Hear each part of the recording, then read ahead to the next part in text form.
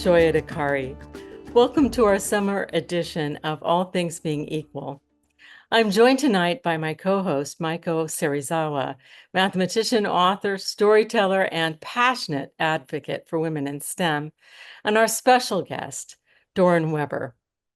Doron founded the Public Understanding of Science, Technology, and Economics program at the Alfred P. Sloan Foundation, which sparked an extraordinary collection of works in multiple media, including the films Oppenheimer, Hidden Figures, and tonight's topic, Bombshell, the Hedy Lamarr Story.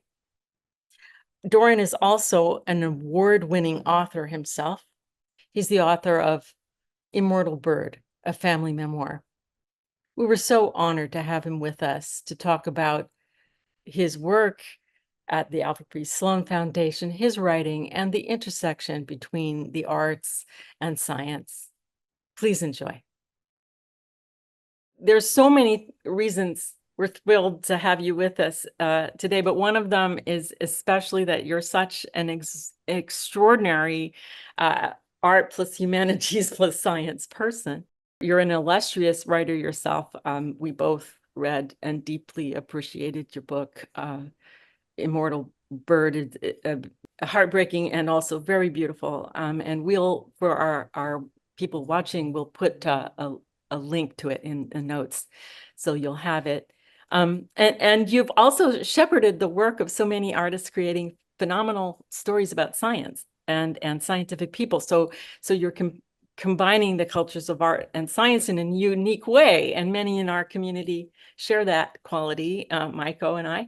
As well as we were thinking, the subject of the film that's the topic of the evening, Hedy Lamarr, the actress, who with her colleague, the composer, music composer, came up with inventing the technology of frequency hopping as described in the film. So they also are those kind of people. So it seems like a perfect place to start our conversation. And we were wondering, is there an origin story to that? Is there something that sparked your vision of enhancing and encouraging that connection between those two worlds? Well, my own background is in the arts originally, although having been in the science world now for over 25 years, arguably I do represent the two halves, but I began in the arts. And then essentially I wrote a couple of books that touched on science and medicine. And then when I came to Sloan over 25 years ago, the mission was science, technology, and economics. And my argument, and at that point, our website said, we don't support the arts. And so I said to them, well, if you want to, if the aim is public understanding, what the public likes is, film, television, theater, sort of the Willie Sutton rule for robbing banks, because that's where the money is, that's where the audience is. So why don't we go into those arenas? And the promise I made them, which I've kept, although it was much easier at the beginning, was that in order to protect the foundation. So Alfred P. Sloan, he actually appreciated the arts, but he said they were too unpredictable. He was the father of scientific management, right? He liked things that were rational and you could know exactly where they were going to go. And he said the arts are just too. So I said to the then president of the foundation that I would personally read everything and make sure that the foundation was not embarrassed from some surprise thing that would come back to bite them. And I would say that I spent the first 10 years building up the program, creating the brand, and now I spend half my time protecting it and making sure nothing gets through. Like if you see our name for the last 25 years, it means I personally read the book, the play, every single thing, anything that has our name on it, I personally vetted. So that's a form of quality control, which as I said, was much easier to promise at the beginning. Now we have one of the bigger arts programs in the country, and I spend a lot of time. I often, on airplanes, I get, I'm reading, I'm reading all the time, to keep up with. But on the other hand, it means that we always know, we're not going to be surprised, and I have my finger on the pulse, and it is a form of quality control, and so it means that our name does mean something to people because they know there's a certain level of artistry and scientific accuracy, which is really important to us, right? Because everyone loves you until you make one mistake. And then they, all they can talk about is the one mistake. And I've had a few close calls, but so far, touch wood, so good. Oh, fascinating. That's a lot of reading. I can only imagine the stacks of and screenplays, especially if you're reading screenplays. Oh my goodness. And I read every page. Oh, wow. I don't often I'll be around the table at the film schools and I've done my homework more than the professors, like, and they'll, because I have to read every page because who knows, the one page you didn't read is going to have the one scene that, is going to, the scientific world is not, they're wonderful, but they don't tolerate errors to, Yes. right? And Yes. in the arts, what is an error is subjective, right? And so it's a lot of it is judgment. A lot of it is, it isn't yet a science. So a lot of it is simply making judgment calls. And I have a good nose. Wow, this is fascinating. Maiko, do you want to Yes. jump in with our next Mhm. question? So in this work that you have just described, in this whole process, how do you feel that you, being an artist, a writer, come to interplay with this part of your work? I think it's a huge asset. And I would say if anyone else is going to go into this field, originally, like for scientists to go to artists and tell them what to do is not necessarily going to. So because I am a writer and I sit down every morning with a blank piece of paper, I understand that, first of all, anyone having their hand on your neck and telling you what to do is a non-starter. Like I would, if anyone tried to, I would tell them. So the trick is to know how to talk to your artistic community in a way that says we're empowering you to go in this direction, to look at this material. Like sometimes the analogy uses like clay. We say, I'm not going to tell you what to make, but instead of using this colored clay, why don't you try to use this colored clay, which has science technology, and then you will mold and shape it into whatever art form you were always going to do. But if you use this raw material, it has certain qualities, that you have to respect, right? So with science, it's got to be accurate. It's got to adhere to what's known. We don't do science fiction, even though science fiction is a very important and valid art form. But it doesn't need our help. First of all, it's very popular. But also, part of our message is real science is so amazing and so fantastical. It'll blow your mind. You don't need to make it up. I mean, what they're doing in the lab these days is enough to, it's if you want shock value, if you want drama, it's all there. So just look at real science. That's kind of, our message. But I think having my background helps, so I know how to speak to the artistic community, but I also have a good bullshit detector, if I can use that word on your show. And so people are not going to say, oh, I'm an artist. I only do, I understand the difference between a working person, get the job done, and someone who's just, so I think it is an advantage, to have the background that I have for this kind of work. That's very interesting. I wanted to follow up just because I always ask this of writers is about your writing, your practice of writing. You say you begin it with the blank page every morning, or how does that work for you?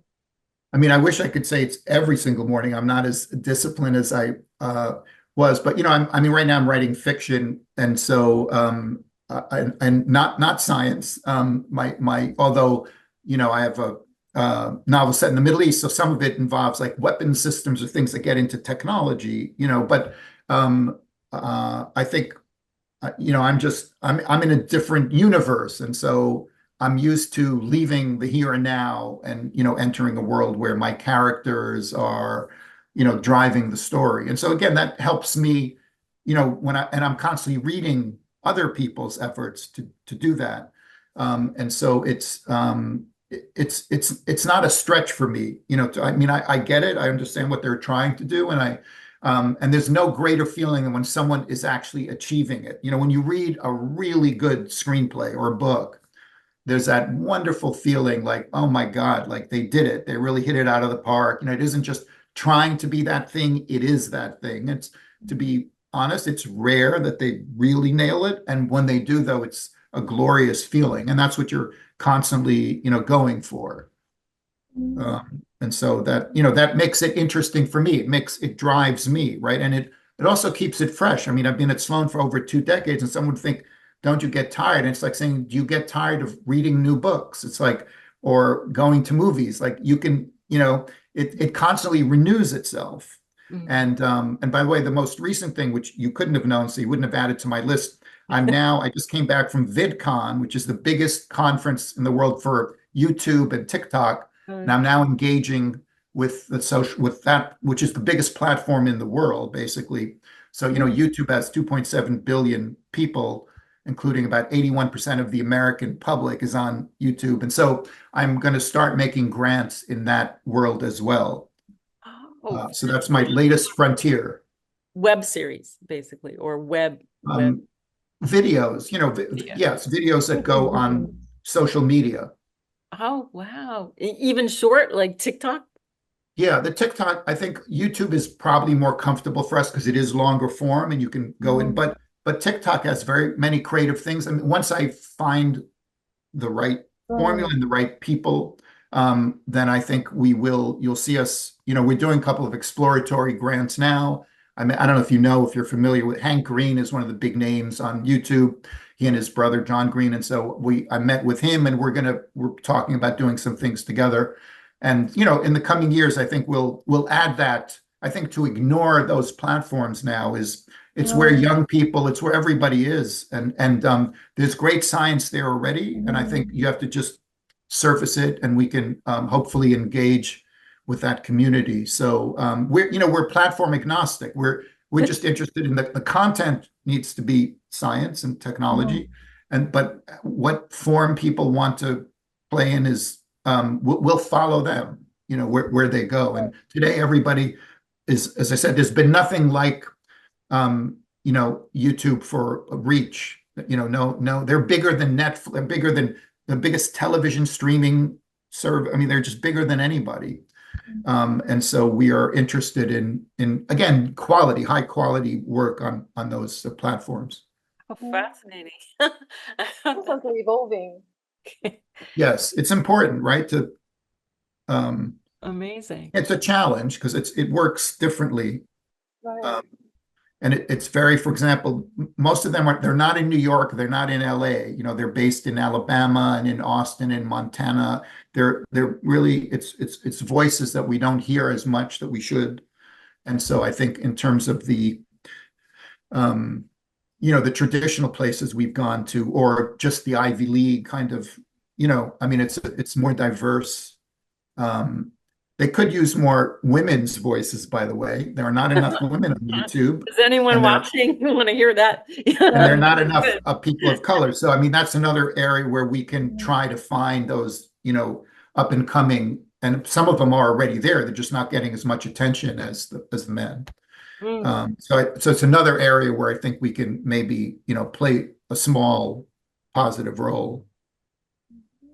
Oh, that's fantastic. Yeah, we wanted to talk about that actually as well. But what do you think, Maiko? Shall we switch to our next the second part?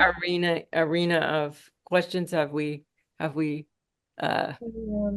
think we wanted to well, we did want to ask this before we continue on that path, which was, well, we both wanted to ask you about passion for telling stories about science that are the human side of science as opposed to just science. You could just focus on making, say, documentaries which teach about this or that element of science or technology, but you focus very much on the people, right? Do you want to add Maiko? We were just wondering why. We want to ask you this question because our impression, our experience makes us feel that there are less of those. Like there are more people are interested in telling science, teaching science to, for example, younger people.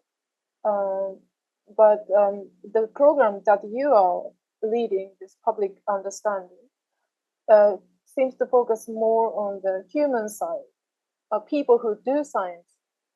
So that's why we would like to ask you where this particular passion or sense of mission comes from. Yeah, I mean, there are several reasons. One is, I think a way into, if it's a way to interest people. So if you're not, I'm interested in the lay public. You know, my audience is not scientists and engineers per se, right? So let's say, roughly speaking, now it's maybe up to 5% of the country is scientists, engineers, mathematicians, you know, in that, you know, technology. But the 95% that aren't, those are the people I'm mostly reaching out to. And so if you start by telling them about some complex scientific idea, their eyes are going to glaze over and they're not. But if you tell them about, you know, somebody whose marriage fell apart and they started, you know, doing, then everyone understands that. And the other, you know, simple truth is, as you know, scientists are like, you know, like everybody else, right? There are mothers and our daughters and our brothers and our husbands and our wives. And so, and people forget that. They think of science as some coming from out here, but it isn't. It's us. It's a human activity. So I think both in terms of it being true and something we sometimes neglect, but also as a way to interest people in the subject. So for example, a project that we weren't involved, but I think illustrates this very well is the John Nash, A Beautiful Mind. So we had a documentary, you know, about Nash timed with the film to come out. But Sylvia Nasser's, she published the book. It did pretty well. But then the movie came out. And while the movie took some liberties and people criticized it, after the movie came out, 1 million people went and read Sylvia's Nasser's book, which was much more detailed. But before, Nash was not, until Russell Crowe played him, and Jennifer Connelly was his wife, and you got interested. And so that became a way for people to then be much more interested in the math, which the book goes into, right? So I think of them, we use synergistic media. So, one form will get people interested in something else, and then it brings them on. And so there's nothing better than a human story, I think, to get us interested in a subject matter. And then once that person is real to you, then you might be interested in what Nash's ideas were. Whereas before, you were just like, oh, it's another lecture that in high school that at least for the the non-technical people. And that's who I want to engage. Makes perfect sense. And it sort of relates to our questions now about the film about Hedy Lamarr. I'm guessing that's also the way that may have come about. Is it? I'll let Maiko ask about that. This question, yes. So, how did Hedy Lamarr's story come to the attention of you and Sloan Foundation? Yeah. So first, full disclosure, I did not know the story until I came to Sloan, and I was actually so I have a theater program. I have two with one of my flagship partners is Ensemble Studio Theater, and we have usually 3 meetings where we're pitching new ideas, and usually we're looking at least like 100 and so they write short 1-page proposals. And someone told the story about Hedy Lamarr frequency hopping, and it blew me away. Like I couldn't believe it, because I knew Hedy Lamarr as the gorgeous icon. I had no idea that she was an inventor. And I immediately said, my God, that's like, it's the perfect, like, Sex and Science, like the two, it was just irresistible. And the more I read about her, first of all, she was a brilliant woman. And because she looked a certain way, people just could not connect. Oh, no, you have to be this, you can't be that. And her invention is arguably one of the most important inventions of the 20th century. I mean, this is not just like, oh, she made a handy little thing that made it easy for you to open your umbrella. I mean, she changed, Bluetooth, Wi-Fi, cell phones, satellites, bomb systems. I mean, it was unbelievable. It was just an incredibly important invention that she did with George Antheil patented.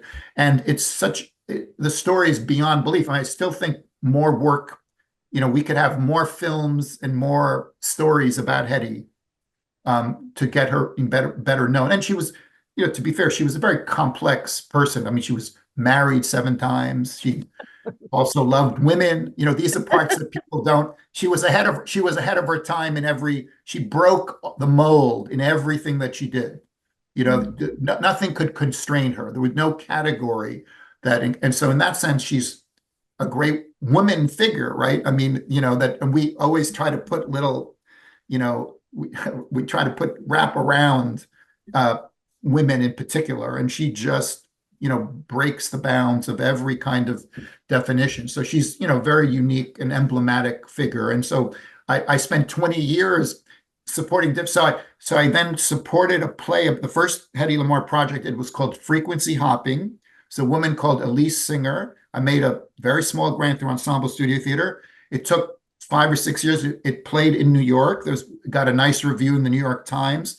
She used very advanced technology. She really set up the player pianos on the stage to really try to show people how it worked, because it's a pretty complicated idea. I don't know if you want to get into, but it's essentially secure communication that would allow a warship to direct the torpedo to hit a German U-boat because they wanted to retaliate. The German U-boats were killing, people all over the world. And I think there was one story where a ship that had over 400 people, including 90 children, was destroyed by the Germans. And Hedy was just furious, and she wanted, to retaliate. And because she had been married to an Austrian arms manufacturer who manufactured weapons for Hitler, and she used to sit in on the meetings because she was his trophy wife, and he thought she was just there for show.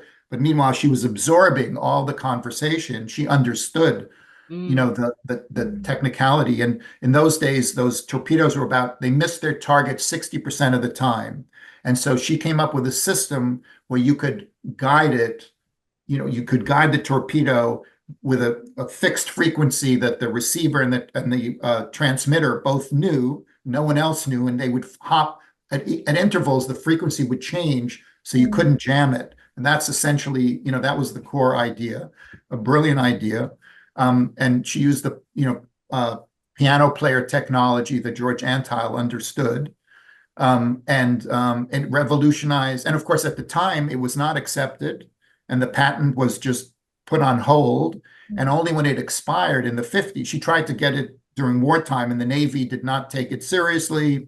And they, there's a famous scene where she presents it, and they're just the night before they've watched her movie where she's the first woman to appear naked in a mainstream film, and they're just like ogling her and, being lewd and not understanding that this idea is way ahead of its time. So in the 50s, when the patent expired, it was discovered, and then it started, coming into use and revolutionized, modern life, really. I mean, what would we be without cell phones and Wi-Fi and Bluetooth now, right? Amazing. Amazing. Shocking. A shocking story, really. I found it shocking. I mean, I loved the film, and I found it utterly shocking. And I'd known a little bit about this story, not the whole thing.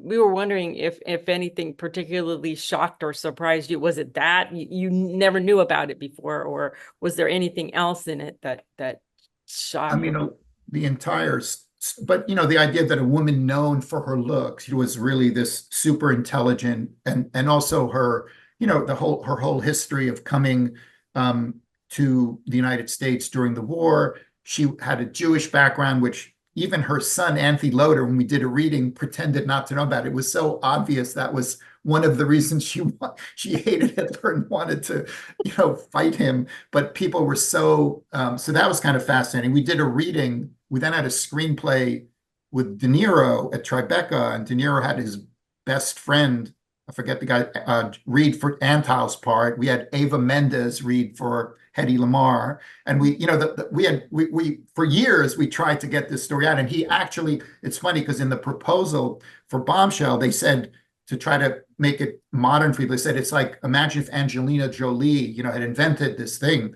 And in fact, De Niro at the time, I think he was making The Good Shepherd with Jolie. He actually gave her an early script of ours to play, Lamarr. She didn't bite, and frankly, the script at that point wasn't good enough. But it was pitched to her. We pitched the story. I mean, I personally talked to Nicole Kidman. We talked to a lot of A-list actresses. At one point, Rachel Weisz was interested in to play her, because it's a great role, right? For you have to be a beautiful actress and brilliant. I mean, most most women would like that part, right? Yeah. It's not bad to be the most beautiful and brilliant woman in the world. And also she had quite a cutting, sharp tongue. I mean, she was and really had an extraordinary life that ended very sadly. Of course, I'd say that's the other part. The end of her life.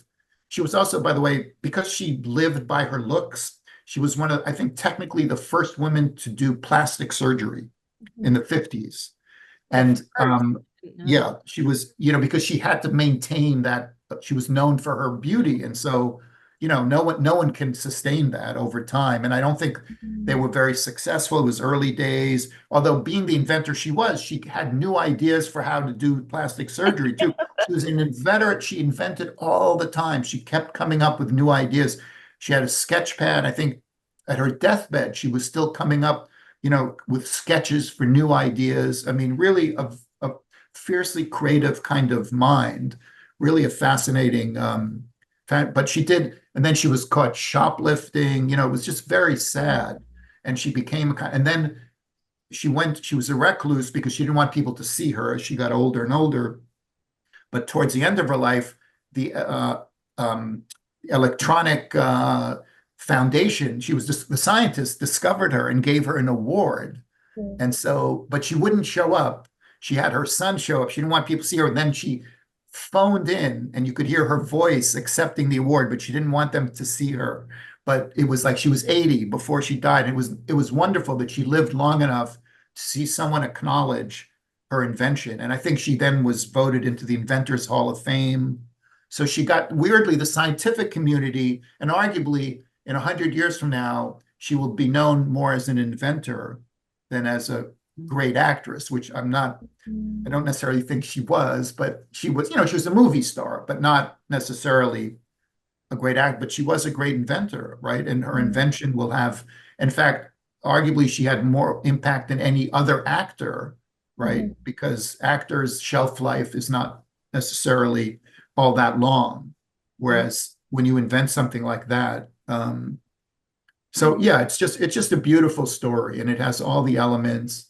And I've always loved it, and I thought it just makes the case very quickly, that science can come from anyone, and it is, and in terms of a woman, there were so many stories about when I first started that, and we, for years we were supporting stories about women in science, and I didn't do it because it was an agenda. It was more that there were great stories and no one was doing them. It's just an opportunity. And what was interesting is, I would say for 10, 15 years, it's like running against a brick wall. And then suddenly, when the time is right, now everybody wants to hear those stories, right? But when you're pushing against, it's all about timing, right? I mean, I've been doing those stories for a long, long time, but people just didn't want to hear them, And then I think, Hidden Figures, which was a book grant we made, that was, I think that the timing, that kind of, I don't want to say it ushered in, but around that time, I think people started, feeling that, oh, there are many women who were overlooked, and maybe it's time to hear their stories. And I feel now is the moment. I think now people are ready for that. And so we're doing more and more. We have a podcast called Lost Women of Science, where they're just, every week, just finding new women. They didn't all have to have set the world on fire, but, women who were the first to get a PhD in Puerto Rico in, microbiology or whatever, and who then had really interesting career, and who history is just forgotten and, has not told their stories. So, and then of course there were great women inventors and women whose role in known inventions was underplayed and now are getting their due. So I think we're now in, I think, a better moment for those stories. That's my reading of it anyway. Oh, I have a question. yeah. Oh, if I may. Go You said that this idea, so this Hedy Lamarr story, first came up in this pitching, like a regular pitching with your team. And then, so when did that happen? And since then, how did this whole process go about? I think the lead singer, I think, was about 2002 or something, and then the play came out in 2008. then I did, through Tribeca, we had a screenplay about Hedy Lamarr that we tried to develop with various actresses. And as I said, once it wasn't getting enough traction, I brought in some well-known screenwriters and actors, but the writers didn't want to let it go. So then around, I think 2011, I went to Richard Rhodes, got him to write, we gave a book grant to him. He wrote Hedy's Folly, so we have a play, a screenplay, a book. Then after that book, Susan Sarandon came along with the Bombshell idea. And then Diane Kruger optioned for a screenplay, and we gave Diane Kruger a small grant. We gave Sarandon and that her company, I think, was Reframe Pictures at the end. There we gave them a very substantial grant of like $860,000+ to make the documentary on American Masters. And then we've continuing to, if they're new, I think now there's a episodic series that we're not directly involved in. We don't need to own anything. So I'm happy if people steal from us. We just want people to know that there's a great idea here, and then we're happy if they do it with us or without us, as long as it's good work. And so I think Sarah Treem, who did The Affair and who we had also supported as a playwright, is now, the last I heard, was working on a multi-part series about Hedy Lamarr for television, like episodic. And then there's always talk about Gal Gadot playing her for a movie, but I haven't, nothing yet, has come out. So I still think there are more works about her that could be, there hasn't been one big movie, a feature about her, and there's almost too much good stuff. You'd have to decide what part to focus. Her relationship with her father is really interesting, right? He was very influential in her life and played a very big role, and he treated her seriously. He understood that she was intelligent, and he told her she could do anything she wanted. Of course, then when they saw her appear in that film, Ecstasy, that was very upsetting to the family. And her Fritz Mandl, the Austrian arms merchant who married her and wanted to kind of own her, he was obsessed. He tried to buy every copy of the film and destroy it. Such a story.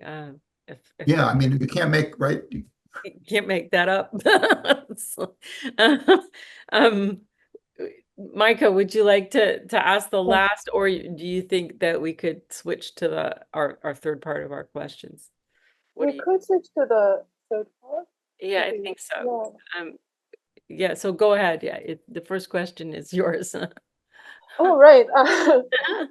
This question has actually been touched upon, right, a little bit. Yes. So we were interested in knowing, how these less known and sometimes even untold stories of scientists and scientists come to your attention and Sloan Foundation's attention. So how these stories that normal people don't know about, how do you collect those stories? What is the process and procedure? Yeah, I mean, there's no one answer, but I'd say the most common way, and probably also I have a bias because I am a writer, so I tend to think of books. Books are what I call my R&D division. The writers are like doing the spade work. They're going out there like the research. They get the new material, and once they write a book about it, then the screenwriter and the playwright and everyone else can come and take it and do more with it.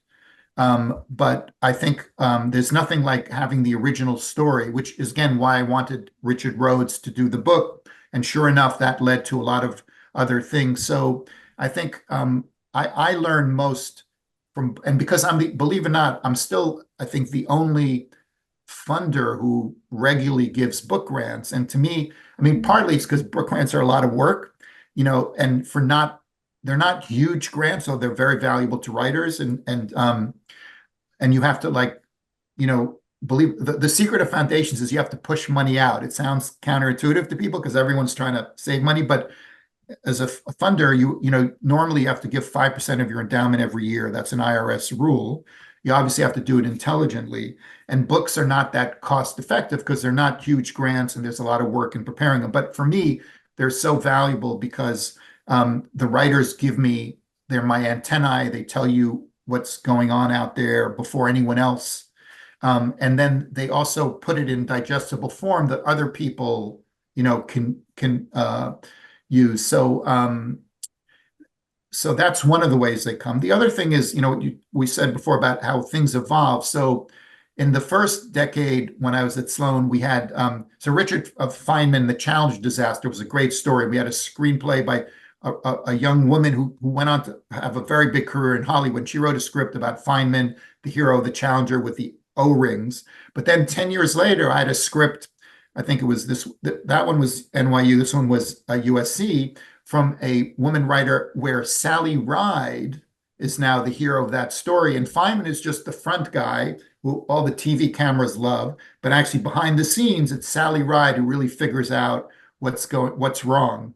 And of course, and this was a biopic about Sally Ride, and of course, her being closeted and, all of that, with her lover and how the NASA didn't want that known because, you have a certain image of, what they thought was acceptable and that. So I just thought that was interesting how the mores change. I mean, Feynman is still a hero. I'm certainly not taking anything away from him, but in terms of the way today women have more agency, people are more, as I said, ready to hear the stories. And, there's probably some truth to both of those stories. But I found it interesting that in this one, Feynman, in the new script, Feynman is just the showman, and Sally Ride is the woman who's really digging and finding out how they screwed up, the Challenger, right? And which was, I don't know if I remember, I'm old enough to remember that day, and it was just so shocking, right?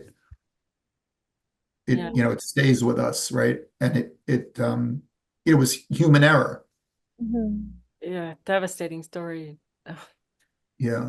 So, but anyway, books, I'd say more than anything else. But sometimes it goes the other way around, and you go back to the book. With Hedy Lamarr, I heard of as a play idea, and then we did a screenplay, and we went back to the book. So there's no formula per se, but I would say books are, to me, and as I said, I'm biased, but books are still and I've kind of doubled our book output now. We're doing roughly 20 book grants a year. So we're really, casting a wide net. And recently, for example, someone at Chronic Philanthropy was doing an article about climate funders, and they started by telling us, how come you guys don't fund climate? And I said, we fund climate. We don't have a climate program. And then I look back, and it turned out I had like 20 or 30 screenplays and other that dealt with climate, but not because I was looking, just because our writers are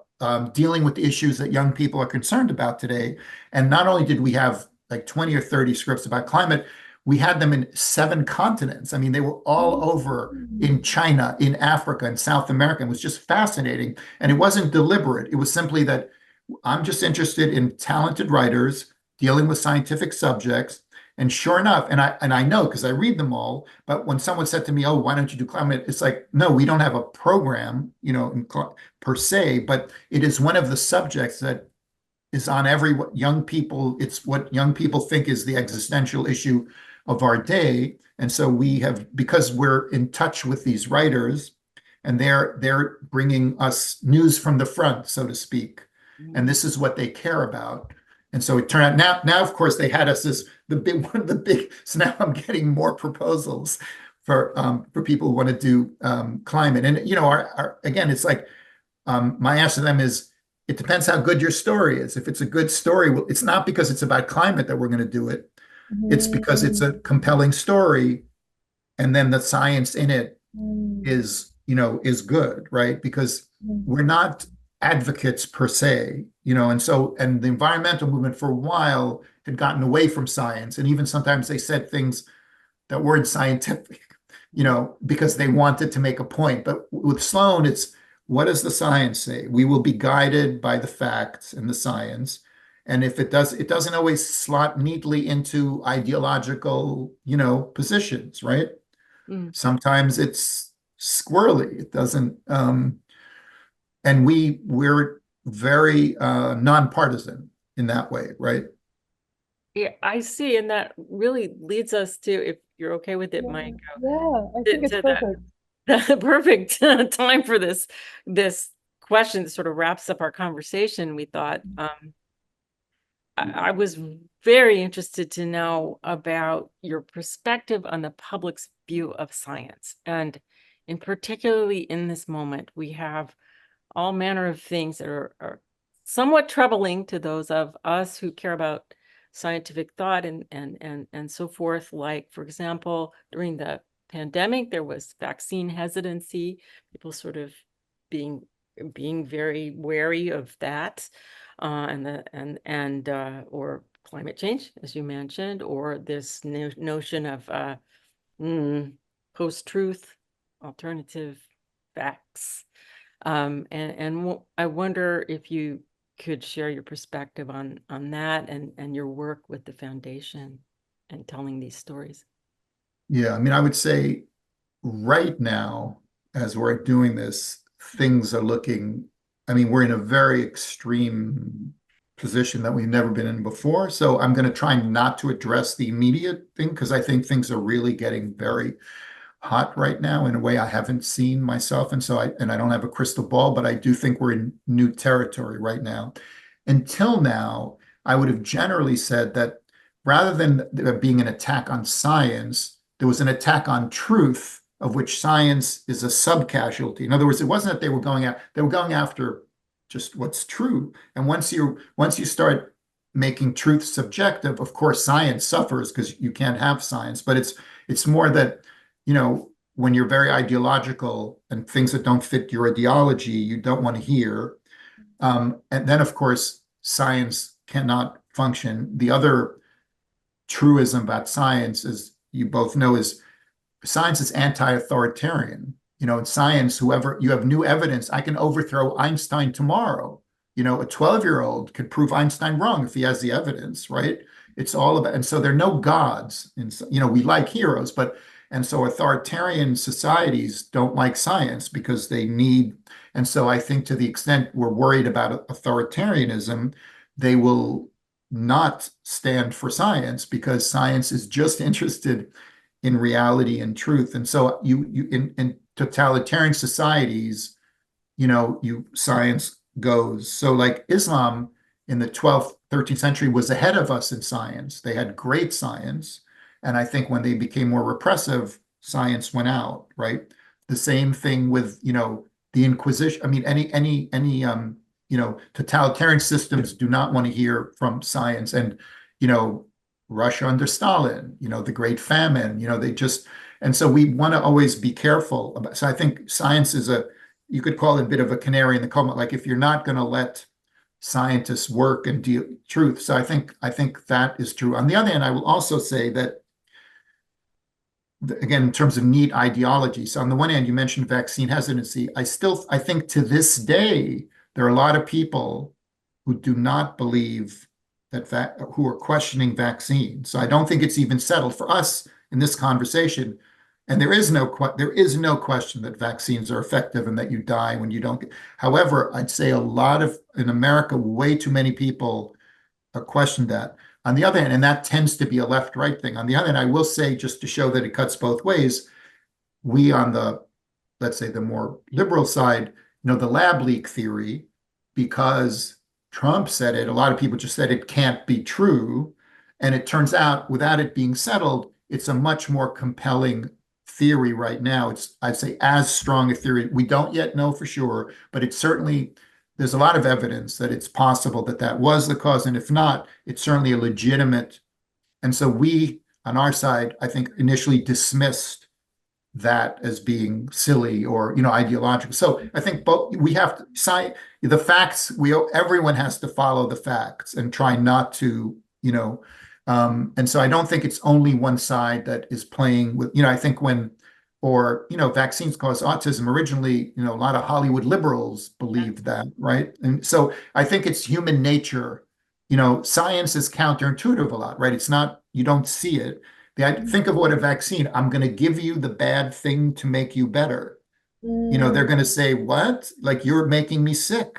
And then like someone fell ill. So I actually understand that it's a non-scientific, natural way of thinking, right? And maybe we probably should have a little more tolerance for accepting that it's not automatic to some people, and you have to make a greater effort to explain. I understand that it looks that way. I think a lot of people, I mean, science is hard. It doesn't come naturally to everybody. And I think we have to do a better job of explaining it, which is, one of the things we try to do, so that people understand it as, and don't feel it's one side trying to shove something down their throat. Mm. And so you But humanize it and yes, it helps yeah, everybody come on board and Yeah. understand it better. yeah, yeah, Beautiful thing to be doing and Yeah. very important gift to be giving our society. yeah. We'll see what happens. One of the other things I support, not in this program, but I've been funding Wikipedia since 2008. We're actually as big, and I'm on the endowment board. I'm very involved with them. And for me, Wikipedia it's one of the top 10 websites in the world and the only nonprofit anywhere near the top. And if you think about it, it's a very dowdy looking website that has neutral information that everybody wants because it just tells you what's going. So it's not true that people aren't curious, that you would think a site like that has no sex appeal per se, just has information presented to you in a, even-handed way, or as even-handed as one can be. And so that tells you people are curious. They do want to understand, right? But I do worry that if things go the way they're going, places like that could be under stress, depending on how things go. And so I think also that's science, neutral information, all of those things could be in contention now. And I would be very concerned if that were to happen. I think as we all should be. But my hope is that, truth and reason will prevail. I certainly agree with that. Two things stuck in my mind about how to be. One of the questions is how to stay neutral and how to, like, the opposite of polarization. And one of the things was be guided by science, and then the other one was is this a compelling story? I think that's what you said. I felt that these two principles can be a guide to be non-judgmental and stay open to different possibilities. And that's what I just felt. Yeah. And stories, we're wired for stories. They're how we make sense of things. So that's the advantage of stories as opposed to, let's say, a science lecture, for people who are not interested in that or don't know they're interested in that. I think the story is the most accessible way, right? Beginning, middle, end. Somebody went on a journey went from A to B to C, or the coming home, whatever the, the recurrent motifs in storytelling that we as humans respond to. It's a meaning making, right? Stories give me, because, if you think about it, life is more chaotic. And so we impose order through story, just like science imposes laws, it extracts fundamental laws. And so they're not incompatible, right? I mean, I think you really need both, right? Anyone who's, if you're only science or you're only art, it's like you have one hand tied behind your back, in my view, right?